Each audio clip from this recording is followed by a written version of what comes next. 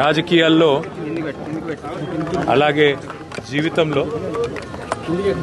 అపజయాలు, జయాలు, ఎదురు దెబ్బలు ఇవన్నీ కూడా అత్యంత సహజమైన విషయం.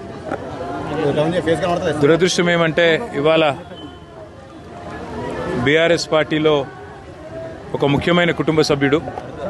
మా సోదరుడు, సిరిసిల్ల నియోజకవర్గంలో మొదటి నుంచి కూడా నిబద్ధతతో పనిచేసిన ఒక సైనికుడు కుంటయ్య గారు మరి మొన్న నాకు కష్టం వచ్చినప్పుడు, నేను ఏసీబీ వాళ్ళు నన్ను విచారిస్తున్నప్పుడు నా కోసం హైదరాబాద్ దాకా వచ్చి సాయంత్రం దాకా అక్కడనే ఉండి నాకు ధైర్యం చెప్పి, అన్నా నీకేం కాదని చెప్పి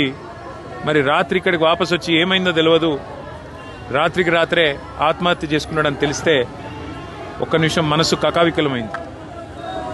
వారి కుటుంబాన్ని ఈరోజు కలిసిన తర్వాత నిజంగా కూడా బయట రాజకీయ నాయకులంటే ఏదేదో ఊహించుకుంటారు, కానీ బయటికి ఎంత గంభీరంగా కనబడ్డా లోపల దుఃఖాన్ని దాచుకొని లోపల కష్టాన్ని కూడా అదిం పెట్టుకొని ఒకవైపు ప్రజల కోసం పనిచేస్తూ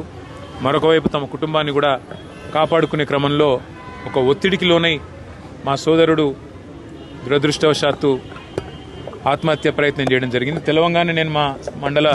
పార్టీ అధ్యక్షులు గజబింకర్ రాజన్న గారికి,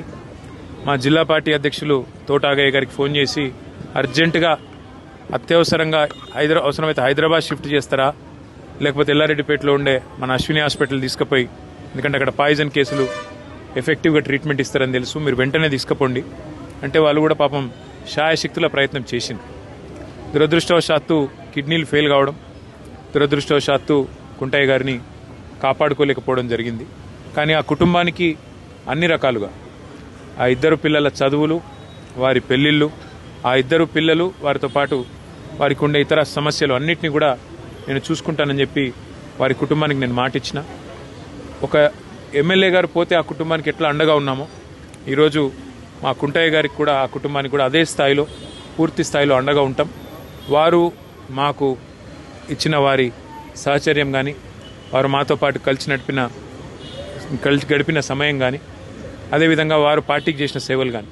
ఇవన్నీ దృష్టిలో పెట్టుకుని ఆ కుటుంబానికి మొత్తం బీఆర్ఎస్ పార్టీ జిల్లా నాయకత్వం మొత్తం అండగా ఉంటుంది. పూర్తి స్థాయిలో ఆ కుటుంబాన్ని ఆదుకుంటాం, పూర్తి స్థాయిలో ఆ కుటుంబాన్ని